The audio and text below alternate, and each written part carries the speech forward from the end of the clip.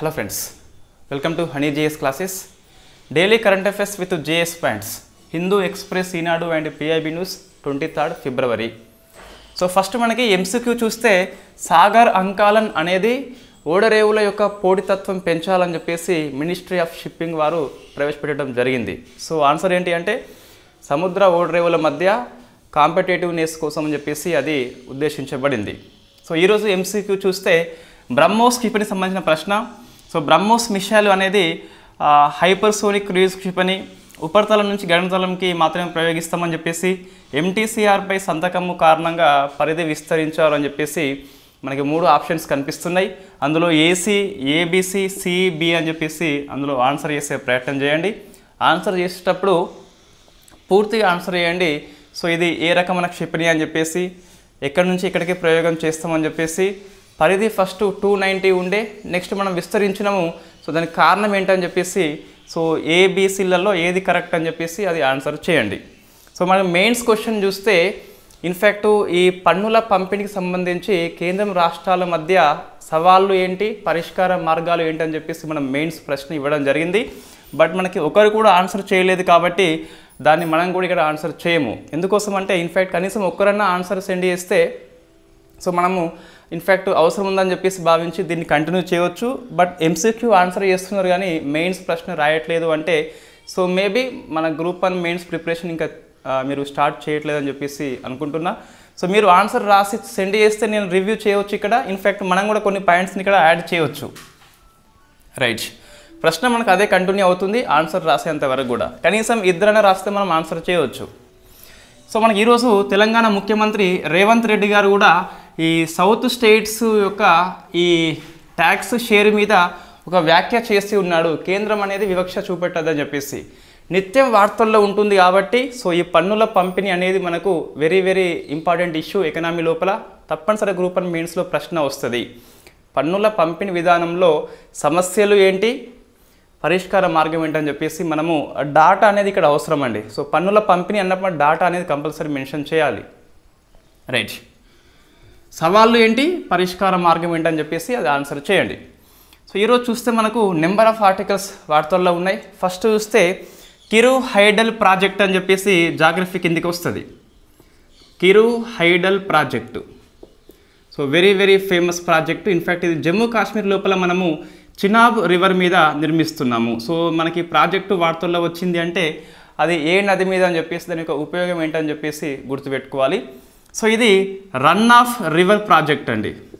Run of river project in fact 624 megawatts విద్యుత్ ఉత్పత్తి కోసం అని చెప్పేసి దీన్ని ఇన్ఫ్యాక్ట్ నిర్మాణం చేస్తున్నారు.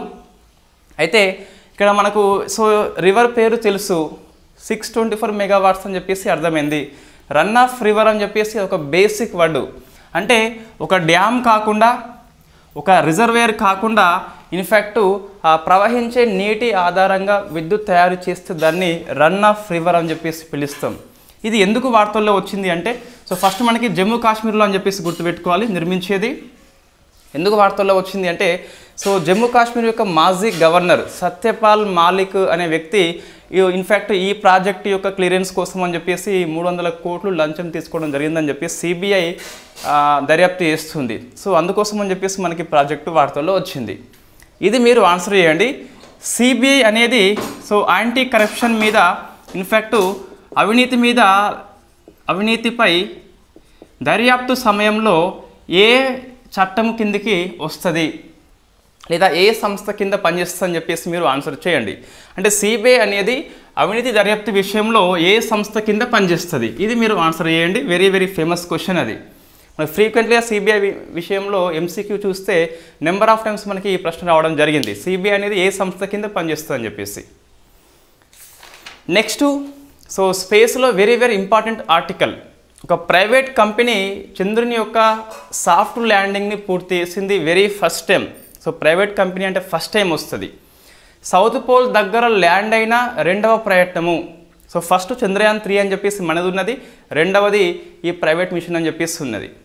ఓవరాల్గా చూస్తే సాఫ్ట్ ల్యాండింగ్లో 6థది. సో ఒక ప్రైవేట్ మిషన్ మనం చెప్పేసి మనకు ఉన్నది వార్తల్లో. ఆ ప్రైవేట్ మిషన్ పేరు వచ్చేసి ఇంట్యూటివ్ మిషన్ అని చెప్పేసి పిలుస్తాం. సో IM-1 అని చెప్పేసి నాసా యొక్క సహకారంతో ఇది ఈ ప్రయోగాన్ని స్టార్ట్ చేసింది. ఇంట్యూటివ్ మిషన్ అని చెప్పేసి మనకి పేరు ఉన్నది, రైట్. ఇన్ఫ్యాక్ట్ ఇది ఒక అంతరిక్ష నౌకని పంపింది. దాని పేరు చూస్తే ఒడిసియస్ లేదా ఒడిసీస్ అని చెప్పేసి పిలుస్తాం. ఒడిసియస్ లేదా ఒడిసిస్ అని చెప్పేసి మనకి నౌన్ కాబట్టి ఇంగ్లీష్లో ఉన్న పదాన్ని మనం ఎట్లైనా పలకొచ్చు. ఒడిసియస్ లేదా ఒడిసిస్ అని చెప్పేసి ఉన్నది. ఇది అంతరిక్ష నౌక, స్పేస్ క్రాఫ్ట్. ఇదేమో మిషన్ పేరు, సంస్థ పేరు కూడా. నాసా హెల్ప్ చేస్తుంది. నెక్స్ట్ ఇది ల్యాండర్ని పంపింది కదా, ఆ ల్యాండర్ పేరు చూస్తే నోవా సి అని చెప్పేసి ఉన్నది. నోవా సి అని చెప్పేసి ఉన్నది.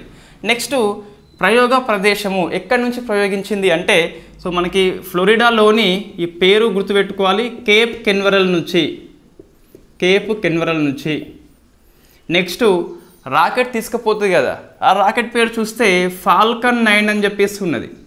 ఫాల్కన్ 9. సో మనకిది ఈ ఓడిసిసి అనేది నోవాసి ల్యాండర్ని ల్యాండింగ్ చేయడం జరిగింది కదా. ఎక్కడ అంటే మనకు సో మాలాపెర్ట్ అని చెప్పేసి, సో మాలాపెర్ట్ ఏ అని చెప్పేసి గుర్తుపెట్టుకోవాలి. ఈ ప్లేస్ కంపల్సరీ ఎగ్జామ్లో వస్తుంది. సో ల్యాండింగ్ అయిన సైట్ పేరు చూస్తే మాలాపెర్ట్ ఏ అని చెప్పేసి ఉంది. సాఫ్ట్ ల్యాండింగ్ అయింది. ఒక ఫస్ట్ ప్రైవేట్ సంస్థ చంద్రుని మీద సాఫ్ట్ ల్యాండింగ్ చేయడం జరిగింది. మాలాపెర్ట్ ఏ అని చెప్పేసి ఇది సౌత్ పోల్కి 300 కిలోమీటర్స్ దూరంలో ఉందని చెప్పేసి మనకి ఆ హిందూ ఆర్టికల్ చెప్తుంది. వెరీ వెరీ ఫేమస్ ఇది, రైట్. ఇక్కడ చూస్తే సాఫ్ట్ ల్యాండింగ్ పూర్తి చేసింది కదా. సో మొత్తం మీద ఇది 6వ కంపెనీ అని చెప్పేసి పిలుస్తాం. 6వది. ఇంతకుముందు మనకి 5 సార్లు 5 దేశాలు రికార్డు సృష్టించినాయి. USSR వెరీ ఫస్ట్ టైం అయితే, USA అని చెప్పేసి, చైనా అని చెప్పేసి, మన ఇండియా అని చెప్పేసి, దాంతోపాటు ఇటీవల మనకి స్లిమ్ అనే మిషన్తో జపాన్ కూడా సాఫ్ట్ ల్యాండింగ్ పూర్తి చేసింది. సో 5 దేశాలు అయిపోయినాయి కదా. ఇప్పుడు 6వ చూస్తే మనకు ఇంట్యూటివ్ మిషన్ అని చెప్పేసి వార్తల్లో నిలిచింది. సో మొత్తం మీద సాఫ్ట్ ల్యాండింగ్ని 6వసారి అయితే, సో ప్రైవేట్ కంపెనీలో చూస్తే ఫస్ట్ టైం అని చెప్పేసి గుర్తుపెట్టుకోవాలి. సౌత్ పోల్ దగ్గర చూస్తే 2వది అని చెప్పేసి గుర్తుపెట్టుకోవాలి. ఫస్ట్ చంద్రయాన్ 3 అని చెప్పేసి మనకి వార్తల్లో ఉంది. So Malapert A, it is landing site name. Nova C lander పేరు. ఒడిసియస్ వచ్చేసి అంతరిక్ష నౌక లేదా స్పేస్ క్రాఫ్ట్ పేరు. ఇంట్యూటివ్ మిషన్ వచ్చేసి ఇన్ఫ్యాక్ట్ ఆ ప్రైవేట్ కంపెనీ పేరు. నాసా అయితే ఇక్కడ హెల్ప్ చేయడము జరుగుతుంది. అయితే మనకు ఇటీవల కొన్ని ప్రైవేట్ ప్రయత్నాలు మనకి వార్తల్లో ఉన్నాయి. అందులో హకుటో R అని చెప్పేసి జపాన్ యొక్క ఐస్పేస్ కంపెనీ కూడా సో ల్యాండింగ్కి ప్రయత్నం చేసింది, బట్ ఫెయిల్ అయిపోయింది.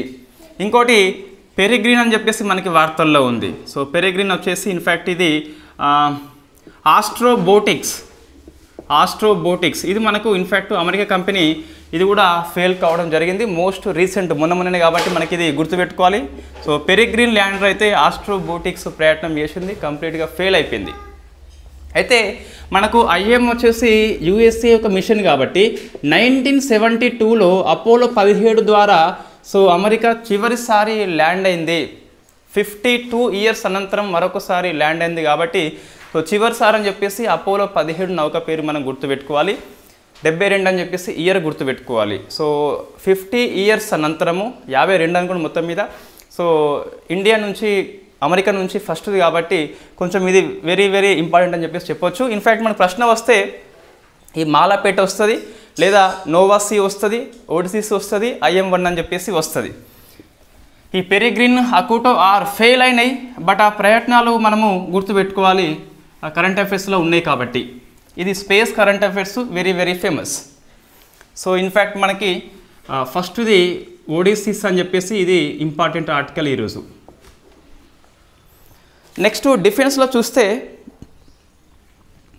నౌకాదళం కోసం అని చెప్పేసి క్యాబినెట్ కమిటీ ఆన్ సెక్యూరిటీ 200కు పైగా బ్రహ్మోస్ మిస్సైల్ని కొనుగోలు కోసం అని చెప్పేసి ఆమోదించింది. సో మనకి 2 ఆర్టికల్స్ వార్తల్లో ఉన్నాయి. ఒకటి బ్రహ్మోస్ మిసైల్ అని చెప్పేసి నెంబర్ ఆఫ్ టైం మనకి MCQ వచ్చింది. Next cabinet committee on security అని చెప్పేసి మనకి వార్తల్లో ఉంది, మనం డిస్కస్ చేస్తాం. సో ఫస్ట్ మనం ఇది చూద్దాం. ఇది క్యాబినెట్ కమిటీ ఆన్ సెక్యూరిటీ అని చెప్పేసి మొత్తం మనకి 8 క్యాబినెట్ కమిటీలు ఉంటాయండి. ఇది రాజ్యాంగబద్ధ కమిటీలు ఏం కావు. సో ఇన్ఫ్యాక్ట్ అందులో 6కి కూడా ప్రైమ్ మినిస్టరే హెడ్గా ఉంటారు. ఫస్ట్ మనం ఇది చూస్తే క్యాబినెట్ కమిటీ అండ్ సెక్యూరిటీ అని చెప్పిస్తుంది కదా. సో పిఎం హెడ్గా ఉంటాడు. నెక్స్ట్ హోమ్ మినిస్ట్రీ ఉంటాడు, ministry of home affairs. Defence వాళ్ళు ఉంటారు. ఎక్స్టర్నల్ అఫేర్స్ మినిస్టర్ ఉంటాడు. నెక్స్ట్ ఫైనాన్స్ మినిస్ట్రీ ఉంటుంది. సో మొత్తం మీద 5 మినిస్ట్రీ ఉంటాయి కదా. క్యాబినెట్ కమిటీ లోపల ప్రధానమంత్రి సభ్యుడిగా ఉంటే గిట్ట సో వాళ్ళే మనకు హెడ్గా పనిచేస్తాడని చెప్పేసి ఒక మనకి పాయింట్ కనిపిస్తుంది. రైట్. ఇంకా ఈ ఇన్ఫ్యాక్ట్ మొత్తం 8 కమిటీలు పనిచేస్తున్నాయి కదా, అందులో ఇది ఒకటి అన్నట్టు. ఇంకొక 5 కమిటీలకి ప్రధానమంత్రి హెడ్గా ఉంటాడు. ఒక 2 కమిటీలు మాత్రము మినిస్ట్రీ ఆఫ్ హోమ్ అఫేర్స్ హెడ్గా ఉంటారు. ఇది మనకు ప్రశ్న వస్తుందండి. ఏంటిది అది? ఒకటి అకామిడేషన్ అని చెప్పేసి పిలుస్తాం. ఏంటి అకామిడేషన్ అంటే మనకి వసతి అని చెప్పేసి కమిటీ ఉంటుంది. రెండవది పార్లమెంటరీ అఫేర్స్ అని చెప్పేసి ఉంటుంది. 2 క్యాబినెట్ కమిటీకి మాత్రం మినిస్ట్రీ ఆఫ్ హోమ్ అఫేర్స్ హెడ్గా ఉంటాడు.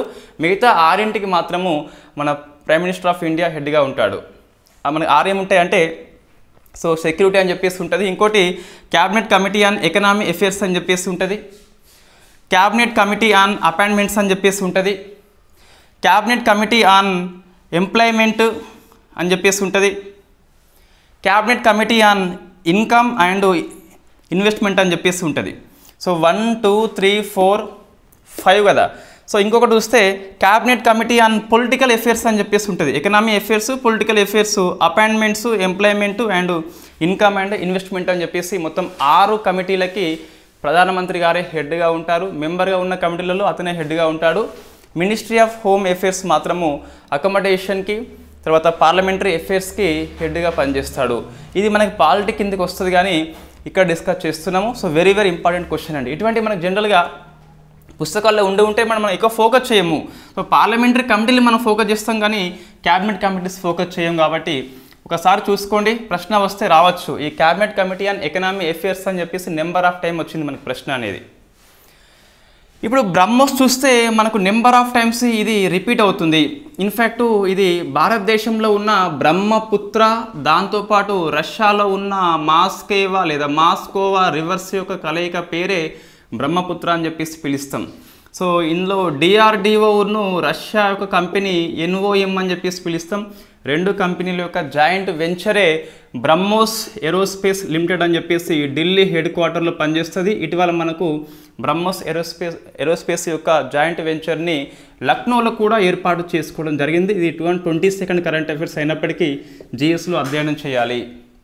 సో మనకి సిఏలో లాంగ్ టర్మ్ ప్రిపరేషన్లో ఉంటే లాభం ఏంటి అంటే ఇటువంటి ప్రశ్నలు వస్తాయి. ఇది హెడ్ క్వార్టర్ ఢిల్లీ, ఇంకోటి చూస్తే లక్నో అని చెప్పేసి మనకి కరెంట్ అఫైర్స్లో 22nd ఇయర్లో వచ్చింది. బట్ ఇప్పుడు జిఎస్ అని చెప్పేసి పిలుస్తాం. ఇది so it is the cruise missile అని చెప్పేసి ఉంటుంది. క్రూయిజ్ మిషెల్ మనకి ఇన్ఫ్యాక్ట్ భూ వాతావరణం లోపలనే ప్యారలల్గా ప్రయాణిస్తే ఒకే వేగంతో ప్రయాణం చేస్తుంది. నెక్స్ట్ ఇది ఇన్ఫ్యాక్ట్ సూపర్ సోనిక్ వేగంతో పోతుంది.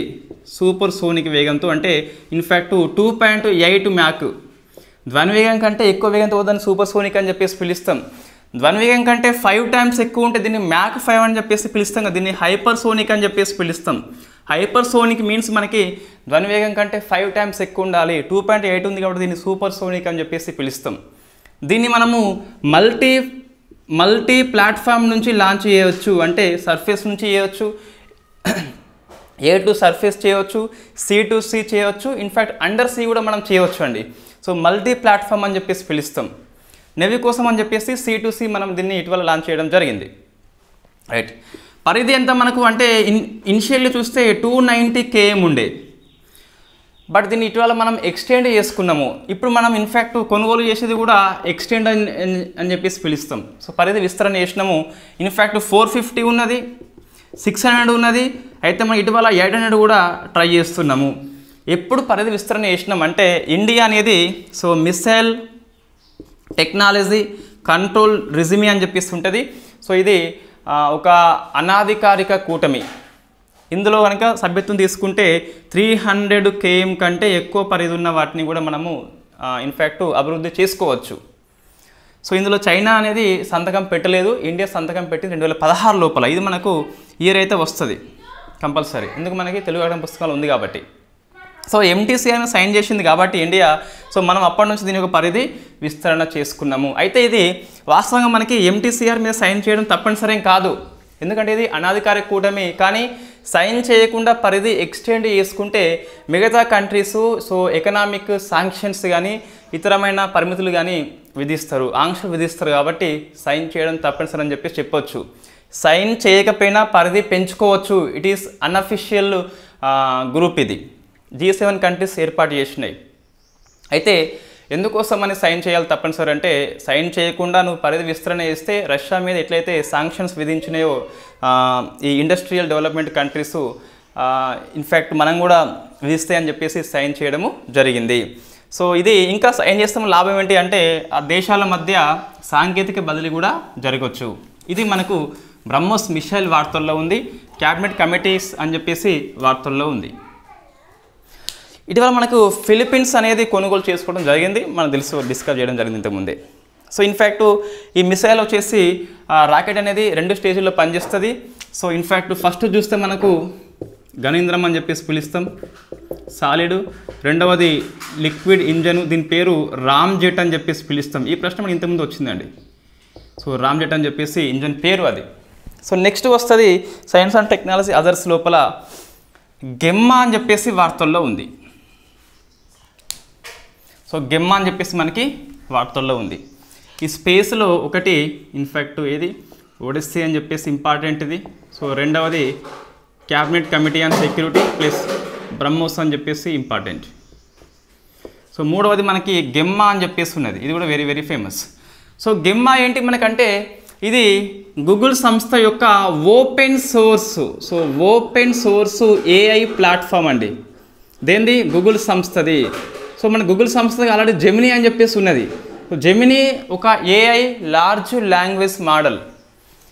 గెమ్మా అనేది open source AI platform. Open source అంటే అందరికీ ఓపెన్ ఉంటుంది, ఎవరైనా దీన్ని ఉపయోగం చేసుకోవచ్చు.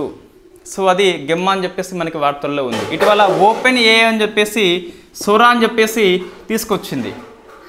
టెక్స్ట్ వీడియో టెక్నాలజీ కలిగి ఉంటుంది సోరా అని చెప్పేసి.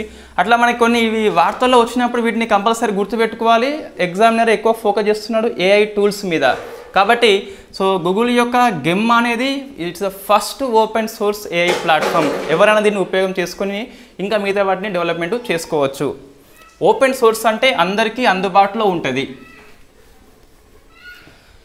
నెక్స్ట్ గవర్నమెంట్ స్కీమ్స్ చూస్తే మనకి నేషనల్ లైవ్ స్టాక్ మిషన్ని పరిధిని విస్తరించారు అని చెప్పేసి గుర్తుపెట్టుకోవాలి. సో ఇన్ఫ్యాక్ట్ ఇది ఎక్కువ పశువులకి ఆవులకి అట్లా వర్తిస్తుంది. దీని యొక్క పరిధి విస్తరించారు. నేషనల్ లైవ్ స్టాక్ మిషన్ అని చెప్పేసి కోళ్ళు ఇవి కాకుండా ఇప్పుడు దీనికి హార్స్ కూడా చేర్చారు. నెక్స్ట్ డంకీ అని చేర్చారు. నెక్స్ట్ క్యామెల్ వచ్చింది. తర్వాత ఇన్ఫ్యాక్ట్ మ్యూల్ అని చెప్పేసి వచ్చింది. సో మనకి హిన్నీ అండ్ మ్యూల్ అని చెప్పేసి ఇది మనకి బయాలజీలో వస్తుందండి. సో మ్యూల్ అండ్ హిన్నీ అని చెప్పేసి వస్తుంది. సో హిన్నీలో హెచ్ ఉంది కాబట్టి మగ గుర్రము. సో ఇన్ఫ్యాక్ట్ హార్స్ అనేది మేల్ ఉంటుంది, డంకీ అనేది ఫీమేల్ ఉంటుంది. ఇలా మనం ఈజీగా గుర్తుపెట్టుకోవచ్చు. మ్యూల్ చూస్తే కంప్లీట్ ఉల్టా ఉంటుంది. సో హార్స్ అనేది ఫీమేల్ ఉంటుంది, డంకీ వచ్చేసి మేల్ ఉంటుంది. సో మనం ఇది గుర్తుపెట్టుకోవాలి. హిన్ని హెచ్ ఉంది కాబట్టి సో మగది హార్స్ అని చెప్పేసి పిలుస్తాం, ఆడది గాడిద అని చెప్పేసి పిలుస్తాం. సో సంకర జాతి గాడిద, ఇన్ఫ్యాక్ట్ కంచర్ గాడిద అని చెప్పేసి మ్యూల్ హిన్నీలని పిలుస్తాం మనం. రైట్. అయితే ఈ మ్యూల్ అనేది రీప్రొడక్షన్ చేయదు. సో అది మనము ఇది మగ కాదు, పూర్తిగా ఆడ కాదని చెప్పేసి చెప్తారు. సో ఈ మొత్తం 4కి విస్తరణ చేశారు వాటి యొక్క అభివృద్ధి కోసం అని చెప్పేసి, వాటి యొక్క పశుగ్రాసం కోసం అని చెప్పేసి గవర్నమెంట్ స్కీమ్ తీసుకొచ్చింది. So horse, donkey, camel, mule అని చెప్పేసి గుర్తుపెట్టుకోవాలి. తర్వాత చూస్తే Dada Saheb Phalke international film awards ఇవ్వడం జరిగింది ముంబై లోపల. సో ఇవి ప్రశ్న వస్తుందంటే రాకపోవచ్చు, కానీ రీసెంట్ అవార్డ్స్ కాబట్టి మనకి గ్రూప్ 1 ఫిలిమ్స్ జూన్లో ఉంది కాబట్టి చెప్పలేం. సో మే లేదా జూన్లో ఉన్నది, not June. Right. So group 2 మనకి ఎప్పుడు ఉండొచ్చు అని చెప్పేసి ఇన్ఫ్యాక్ట్ ఒక మనం ప్రాథమిక అంచనా మాత్రమే అండి. ఇది ఎవరికి తెలియదు వాస్తవంగా, టీఎస్పీఎస్సీ వాళ్ళకి తెలుస్తుంది. బట్ మనం ఒక అంచనా తీసుకొస్తే ఇప్పుడు ఎగ్జామ్ అయితే గ్రూప్ 1 ఫిలిమ్స్ జూన్లో అనుకున్నట్లయితే జూన్లో ఉన్నది. సో మెయిన్స్ వచ్చేసి అక్టోబర్లో, సెప్టెంబర్లో యూపీఎస్సీ ఉంది కాబట్టి అక్టోబర్లో ఉంటుంది. ఆల్మోస్ట్ జూన్ అక్టోబర్ తీసుకోండి. ఈ మధ్యలో మనం ఎప్పుడైనా ఉండొచ్చు. ఈ మధ్యలో మిస్ అయితే మళ్ళీ ఇన్ఫ్యాక్ట్ 1 మంత్ గ్యాప్ ఉంటుంది. అంటే అక్టోబర్ కంటే ముందు 1 మంత్, ఐ మీన్ ఆగస్టులో ఉండొచ్చు, లేదా అక్టోబర్ తర్వాత 1 మంత్ నవంబర్ డిసెంబర్లో ఉండొచ్చు. సో ఇది మనకు ప్రాథమిక అంచనా మాత్రమే. సెప్టెంబర్లో ఎట్టి పరిస్థితుల్లో ఉండదు, డౌట్ లేదు. జూలైలో ఉండదు ఎట్టి పరిస్థితుల్లో. జూన్లో మనం ఫిలిమ్స్ రాస్తాం కాబట్టి మరి 1 మంత్ గ్రూప్ 2 అంటే మనము ఇన్ఫ్యాక్ట్ ధర్నా అది చేస్తారు కాబట్టి ఎందుకు అని చెప్పేసి బాధ ముందే సో పెట్టరు. అంటే ఆగస్టులో లేకుంటే నవంబర్ డిసెంబర్లో ఉండొచ్చు. రైట్, ఇది ఒక మనకు అంచనా, దాన్ని బట్టి మీరు ప్లాన్ చేసుకోవచ్చు. సో గ్రూప్ 2 వైపా లేదా గ్రూప్ 1 వైపా, రెండు అనేది కొద్ది వరకు ఇన్ఫ్యాక్ట్ అది సాహసమైన చర్య అని చెప్పేసి చెప్పొచ్చు. సో మనకి ఇన్ఫ్యాక్ట్ గవర్నమెంట్ పాలసీలో నేషనల్ లైవ్ స్టాక్ మిషన్ అనేది కూడా ఇంపార్టెంట్. సో 5th వస్తుంది మనకు దాదాసాహెబ్ ఫాల్కే అవార్డు. నిన్ను ఇంపార్టెంట్ రాయనిది. సో ప్రశ్న దాదాపు రాకపోవచ్చు, బట్ ఒకసారి చూసుకోవాలి. సినిమా పేర్లు మనకు ఈజీగా గుర్తుంటాయండి. సో ఫిల్మ్ ఏంటి మనకు అంటే ఇన్ఫ్యాక్ట్ జవాన్ సినిమాకి వచ్చింది. సో ఎందుకు వచ్చిందో అర్థం కాదు, మొత్తం మీద రావడం జరిగింది. ఇట్ ఇస్ కంప్లీట్గా కమర్షియల్ మూవీ అది. సో జవాన్కి అయితే రావడం జరిగింది. సో బెస్ట్ యాక్టర్గా సో షారుఖ్ ఖాన్. బెస్ట్ యాక్ట్రెస్గా రాణి ముఖర్జీ అని చెప్పేసి మనం ఈ సినిమా డిస్కస్ చేసిన స్టోరీ వాస్తవంగా శ్రీమతి ముఖర్జీ వర్సెస్ చటర్జీ అని చెప్పేసి శ్రీమతి చటర్జీ వర్సెస్ నార్వే అని చెప్పేసి మనం ఈ స్టోరీ డిస్కస్ చేయడం జరిగింది హిస్టరీ లోపల. నెక్స్ట్ బెస్ట్ డైరెక్టర్గా చూస్తే సో సందీప్ రెడ్డి వంగకు వచ్చింది. So animal cinema. సో ఎందుకు వచ్చిందో మనకు అర్థంగా మొత్తం మీద యానిమల్ సినిమాకి అయితే రావడం జరిగింది. సో నెక్స్ట్ చూస్తే నెక్స్ట్ ఇందులో సినిమాలో స్టార్టింగ్ సీన్ వచ్చేసి ఆల్ఫా మేల్ స్టోరీ చాలా గమ్మత్తుగా ఉంటుంది. ఆల్ఫా మేల్ అని చెప్పేసి, బీటా మేల్ అని చెప్పేసి, తీటా బీటా అని చెప్పేసి ఉంటాయి మొత్తం మీద. రైట్, నెక్స్ట్ చూస్తే ఇంకా ఈ మ్యూజిక్ డైరెక్టర్గా మనం చూస్తే అనిరుద్ అని చెప్పేసి వస్తుంది. ఇన్ఫ్యాక్ట్ ఈయనే ఈ జవాన్ సినిమాకే పనిచేసిండు. తర్వాత వస్తే best film of the year. So best film వేరు, ఫిల్మ్ ఆఫ్ ది ఇయర్ వేరండి. సో ద గ్రేట్ సలార్ 1కి వచ్చింది. సలార్ 1కి అయితే రావడం జరిగింది. సినిమా చాలా ఇంట్రెస్టింగ్గా ఉంటుంది. రైట్, ఇన్ఫ్యాక్ట్ ఇవి మనకు ఇవి సరిపోతాయి, ఇంకా దాంట్లో చాలా ఉన్నాయి అవార్డ్స్. బెస్ట్ ఫిల్మ్ విమర్శకుల కేటగిరీ లోపల చూస్తే 12th ఫెయిల్ సినిమాకి వచ్చింది. సో బెస్ట్ అంతర్జాతీయ కేటగిరీలో చూస్తే ఓపెన్ హైమర్కి వచ్చిందండి. ఇవి మనకి అవార్డ్స్ ఉన్నాయి, పెద్దగా అవసరం లేదు, బట్ ఒకసారి చూసుకోండి. దాదాసాహెబ్ ఫాల్కే ఫిల్మ్ అవార్డ్స్ కాబట్టి చెప్పలేం. నెక్స్ట్ కొన్ని బుక్స్ చూస్తే సో నీరజ్ చోప్రా మీద ఒక పుస్తకం వచ్చింది. సో వెరీ ఫేమస్ పుస్తకం మనకు the man who made history అని చెప్పేసి, Neeraj Chopra the man who made history అని చెప్పేసి నోరిస్ ప్రీతం రాసింది. సో నోరిస్ ప్రీతం, ఈ పేరు గుర్తుపెట్టుకోవాలి. నెక్స్ట్ చూస్తే కొన్ని నియామకాలు వార్తల్లో ఉన్నాయి. ఫస్ట్ సమీర్ షా అని చెప్పేసి ఉన్నాడు. ఇన్ఫ్యాక్ట్ బీబీసీ చైర్పర్సన్గా ఎన్నికైంది కాబట్టి ఇది ఇంతకుముందు కరెంట్ అఫైర్స్లో వచ్చింది. సో మరొకసారి ఈరోజు వార్తల్లో వచ్చింది కాబట్టి డిస్కస్ చేస్తున్నాం. సో ఇతను ఇండియా కాబట్టి very very famous. Next Nawaz Maryam అని చెప్పేసి ఇన్ఫ్యాక్ట్ మనకు పాకిస్తాన్లో ఉన్న పంజాబ్కి ఫస్ట్ మహిళా ముఖ్యమంత్రి అట. అందుకు మనకి వార్తల్లో ఉంది. నవాజ్ షరీఫ్ యొక్క బిడ్డ అని చెప్పేసి పిలుస్తాం. సో సమీర్ షా, నవాజ్ మరియం, రెండు నియామకాలు very very important. Sameer Shah and Nawaz Maryam పాకిస్తాన్లో ఉన్న పంజాబ్ లోపల సీఎంగా పనిచేస్తున్న ఫస్ట్ మహిళ అని చెప్పేసి పిలుస్తాం.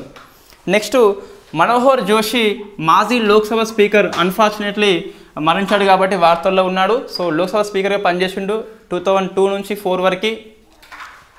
ఇన్ఫ్యాక్ట్ మన జీఎంసీ బాలయోగి అనంతరం పనిచేస్తాడు. తర్వాత మహారాష్ట్ర సీఎం కూడా ఇతను పనిచేయడం జరిగిందని చెప్పేసి గుర్తుపెట్టుకోవాలి. అంతగా అవసరం లేని వ్యక్తి, ఎగ్జామ్ దృష్టి అవసరం లేదు. తెలంగాణ చూస్తే చాలా ఇంపార్టెంట్ ఆర్టికల్స్ మనకి వార్తల్లో ఉన్నాయి. ఒక 6 ఆర్టికల్స్ ఉన్నాయండి. సో ఫస్ట్ చూస్తే మనకు బాదామి చాళుక్యుల యొక్క దేవాలయం అనేది సో మన కృష్ణానది పొంటే ఉన్న గ్రామం పేరు ముదిమాణిక్యం అని చెప్పేసి పిలుస్తాం. సో ముదిమాణిక్యం దగ్గర బయటపడ్డదట. సో డిస్టిక్ వచ్చేసి నల్గొండ అని చెప్పేసి గుర్తుపెట్టుకోవాలి. So very very famous Badami Chalukyas అని చెప్పేసి. మీరు ఆన్సర్ చేయండి, బాదామి చాళుక్య వంశ స్థాపకుడు ఎవరని చెప్పేసి ఆన్సర్ చేయండి. బాదామి చాళుక్యుల యొక్క ఒక బిల్డింగ్కి, ఒక కట్టడానికి వరల్డ్ హెరిటేజ్ సైట్ వచ్చింది, అది మీరు ఆన్సర్ చేయండి. నెక్స్ట్ సో మనకి ఇన్ఫ్యాక్ట్ 500K గ్యాస్ సిలిండర్ అని చెప్పేసి ఈ స్కీమ్ మనకు మహాలక్ష్మిలో భాగంగా దీన్ని మనము 27న స్టార్ట్ చేస్తామట. ఆ ప్లేస్ మనకి ఇంకా కన్ఫర్మ్ కాలేదు. సో కన్ఫర్మ్ అయినాక ప్లేస్ అని చెప్పేసి ఎవరని చెప్పేసి అది పేర్లు గుర్తుపెట్టుకోవాలి. ఫస్ట్ మనకి గైడ్లైన్స్ అనేది చూసుకోవాలండి. సో 500 రూపీస్కే గ్యాస్ సిలిండర్ అయితే ఇస్తారట. రైట్. ఫస్ట్ మనకు లబ్ధిదారులు ఎవరు అంటే, అర్హులు ఎవరు అంటే కంపల్సరీ సో గ్యాస్ కనెక్షన్ ఇంతకుముందే ఉండాలన్నట, కొత్తగా కాదు. సో గ్యాస్ కనెక్షన్ ఉండి ఇది పనిచేస్తూ ఉండాలి. పనిచేస్తూ ఉండి ఆహార భద్రత కార్డు ఉంటే మాత్రమే ఇది అప్లికేబుల్ అవుతుంది. సో నీకు 30 ఎకరాల పొలం ఉన్నది, ఇన్ఫ్యాక్ట్ రేషన్ కార్డు 100% ఉంటుంది, నీకు గవర్నమెంట్ జాబ్ లేదు కాబట్టి సో నీకు కంపల్సరీ 500కే నువ్వు పేదవాడు అని చెప్పేసి ఇస్తారు. నువ్వు in fact group 4 junior assistant job పనిచేస్తున్నావు, ఒక 30,000 వస్తున్నాయి అనుకోండి, 40 వస్తాయి అనుకోండి. సో ఇన్ఫ్యాక్ట్ నీకైతే ఇవ్వరు. సో ఇది మనకు కనిపిస్తుంది. అంటే నేను చెప్పేది ఆహార భద్రత కార్డు ఉంటే మాత్రమే వస్తుంది. సో గవర్నమెంట్ ఎంప్లాయీకి ఉండదు కాబట్టి రాదని చెప్పేసి గుర్తుపెట్టుకోవాలి. నెక్స్ట్ చూస్తే ఇంకా కండిషన్స్ కొన్ని ఉన్నాయి. సో కొత్త వాళ్ళకైతే ఇవ్వరండి. స్కీమ్ అమల్లోకి వచ్చిన నాటి నుంచి కొత్త గ్యాస్ కనెక్షన్కి అయితే లేదు అని చెప్పేసి మనకి ఈరోజు ఈనాడు పేపర్లో వచ్చిన గైడ్లైన్స్ అనేది నేను ఇంకా చెక్ చేయలేదు, బట్ మనకు పేపర్లో ఇవ్వడం జరిగింది. నెక్స్ట్ ఇది మరి సిలిండర్స్కి ఎన్నిటికి ఇస్తారు మొత్తం మీద కాదు, ఇక్కడ లాస్ట్ 3 years సగటు తీస్తారండి, తీసి వీటికి మాత్రమే ఇస్తారు. సో మనము సగటు చూస్తే ఒక 5 ఉపయోగించినాం అనుకోండి, ఈ 5 దానికి మాత్రమే స్కీమ్ వర్తింపజేస్తాం. నువ్వు 6, 9 ఫ్రీ అని చెప్పేసి ఉపయోగిస్తే ఇన్ఫ్యాక్ట్ దానికైతే అప్లికేబుల్ కాదు. నువ్వు 3 ఏళ్ళుగా ఎన్ని ఉపయోగిస్తున్నావు అని చెప్పేసి సగటు తీస్తారు. ఆ సగటు వచ్చిన సంఖ్యకి మాత్రమే ఈ స్కీమ్ అయితే అప్లికేబుల్ అవుతుంది. మరి డబ్బులు ఎలా ఇస్తారంటే మనకు ఇన్ఫ్యాక్ట్ నోడల్ బ్యాంకుగా SBI పనిచేస్తుంది. సో SBI నుంచి మనకు in fact national payments corporation of India బదిలీ చేస్తుంది, డైరెక్ట్ బెనిఫిట్ ట్రాన్స్ఫర్ అని చెప్పేసి పిలుస్తాం. సో SBI అని చెప్పేసి మన బ్యాంక్ పేరు మనం గుర్తుపెట్టుకోవాలి. ఇంకా అంతే అండి. సో మనకి ఇంకా చూస్తే గిట ఇప్పుడు మనకు ఒకవేళ 1000 రూపాయలు అనుకోండి, సో ఇన్ఫ్యాక్ట్ 500 రూపీస్ మనకు చెల్లిస్తుంది. 950 అనుకోండి 450 చెల్లిస్తుంది. అంటే నువ్వు మొత్తం మీద ఎంత కట్టాలి, నువ్వు 500 అని చెప్పేసి వాళ్ళు నీకు గ్యాస్ అయితే 500 రూపీస్కే వస్తుంది. అది నువ్వు ఆల్రెడీ ప్రధానమంత్రి ఉజ్వల్ యోజన 2.0లో ఉన్నట్లయితే గవర్నమెంట్ ఇంకో 300 రూపీస్ సబ్సిడీ ఇస్తుంది మనకి సెంట్రల్. సో నీకు దాదాపుగా PMUY స్కీమ్లో నువ్వు ఉంటే కనుక నీకు 200 రూపీస్కే సిలిండర్ అయితే వస్తుంది. ఎందుకోసం అంటే 300 రూపీస్ గవర్నమెంట్ ఇస్తుంది కాబట్టి. ఇది మరి దీనిలో కలుపుతారా లేదని చెప్పేసి మనకైతే కన్ఫర్మ్ లేదు. రైట్. ఇవి 2 ఆర్టికల్స్, ఈరోజు ఆర్టికల్స్. నిన్న మనకు 1, 2, 3, 4, 5, 6 ఆర్టికల్స్ వార్తల్లో ఉన్నాయండి. సో 6 ఆర్టికల్స్ చూస్తే ఫస్ట్ది స్వర్ణగిరి వెంకటేశ్వర ఆలయం అని చెప్పేసి భువనగిరి డిస్టిక్ లోపల కడుతున్నారు. స్వర్ణగిరి వెంకటేశ్వర ఆలయం అని చెప్పేసి గుర్తుపెట్టుకోవాలి. నెక్స్ట్ SC, BC మైనార్టీ గురుకులాలు అన్నీ కూడా ఒకటే దగ్గర బిల్డింగ్ కడతారట, అది మదిరా అని చెప్పేసి గుర్తుపెట్టుకోవాలి. సో మదిరా నియోజకవర్గం very very famous. SC, BC minority గురుకులాలు అన్నీ కూడా ఒకటే దగ్గర బిల్డింగ్ అనేది సమీకృతంగా కడతారట. సో SC, BC మైనార్టీ ఒకటే దగ్గర మనకి వరుసగా ఉంటాయట. ఇది మదిరా కాన్స్టిట్యుయెన్స్లో దీన్ని ఒక పైలట్ బేస్లో ఇంప్లిమెంట్ చేస్తున్నారు.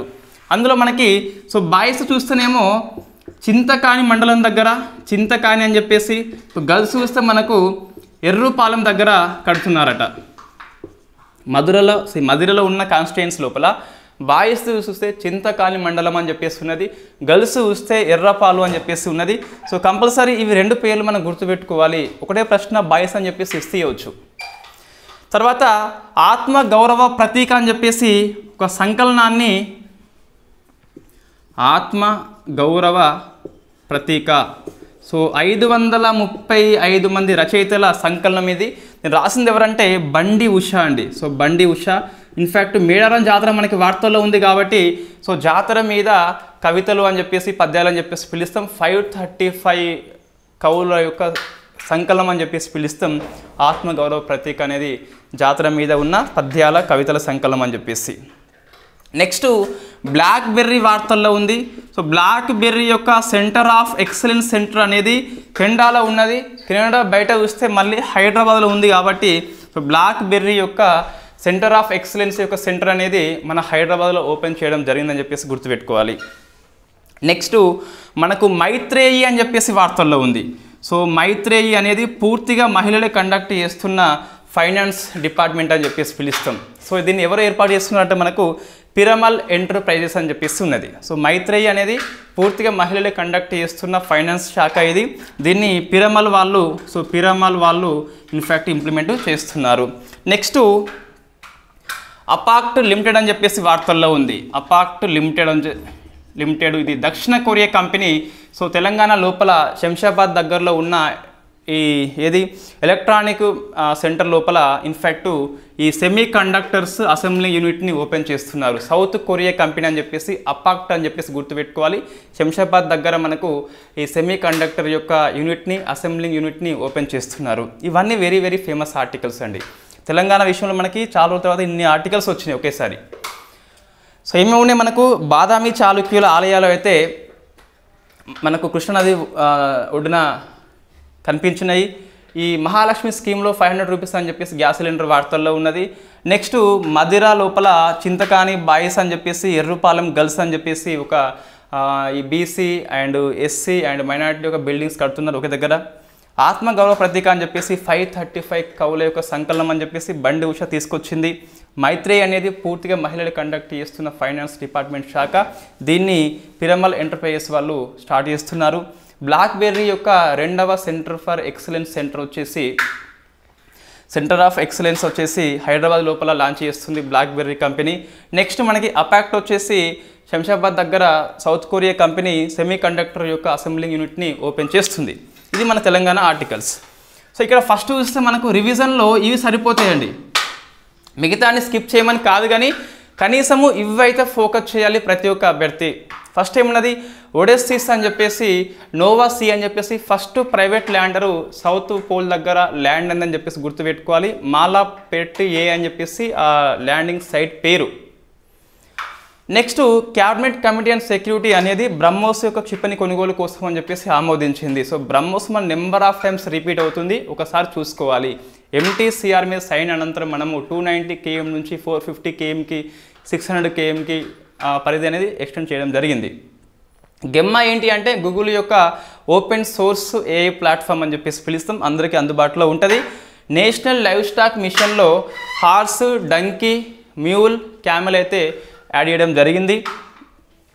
నోరిస్ ప్రీతం వచ్చేసి ఇన్ఫ్యాక్ట్ మన Neeraj Chopra the man made who history అని చెప్పేసి పుస్తకాన్ని రాయడం జరిగింది. వెరీ వెరీ ఫేమస్ పుస్తకము. Shameer Shah BBC chairperson and Nawaz Maryam వచ్చేసి పాకిస్తాన్లో ఉన్న పంజాబ్లో ఫస్ట్ మహిళా ముఖ్యమంత్రి అని చెప్పేసి. ఈరోజు మనం MCQ అనేది బ్రహ్మోస్ మిషాల్ మీద ఉన్నది. So very very famous.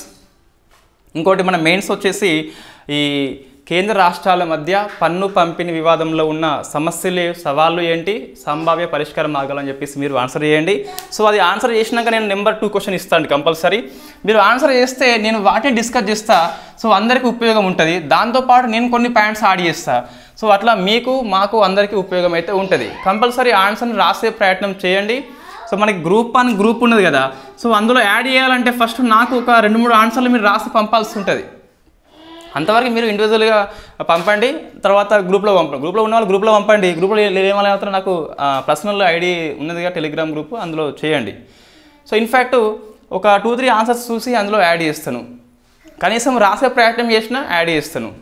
Answers బాగా లేకున్నా సో మనకి ప్రాక్టీస్ ద్వారా కంపల్సరీ ఇంప్రూవ్ చేసుకోవచ్చు. సో ఫస్ట్ ఆన్సర్కి 10th ఆన్సర్కి చాలా డిఫరెంట్ ఉంటుందండి. కంపల్సరీ చాలా తేడా వస్తుంది.